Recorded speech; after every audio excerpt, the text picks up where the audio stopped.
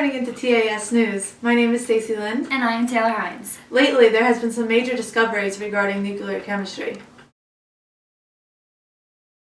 It all started with Antoine Henry Becquerel, a French scientist in 1869. He conducted an experiment that exposed uranium-bearing crystals to sunlight. After letting it sit, he placed it on a photographic plate. The crystal produced its images on the plate. Becquerel theorized that the sun's energy had been absorbed and was released by the uranium in the form of X-rays. What Becquerel had discovered was a piece of mineral containing uranium could produce its image on a photographic plate without light. He discovered radioactivity. But it wasn't until a little later on that Pierre and Mary Curie experimented on their own and came up with the term radioactivity to describe the emissions. This husband and wife team also discovered two new radioactive elements.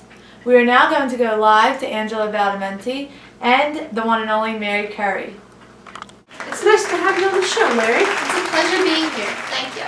Now, let's start off with telling the people why you are here with us. Well, I recently discovered radioactivity.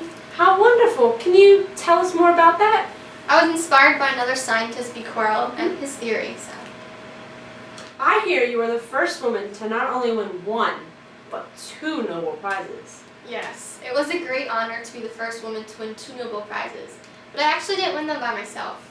I won the first one with my loving husband Pierre and the wonderful scientist Becquerel for discovering radioactivity. What was the second Nobel Prize you received? The second Nobel Prize was for discovering the radioactive elements, radium and polonium. It is said that you have opened the door to changes in the way scientists think about matter and energy. How do you feel about that? Aw, I feel so blessed to have an impact on scientists' outcome. I believe I made an impact on them to believe in their work and think outside the box.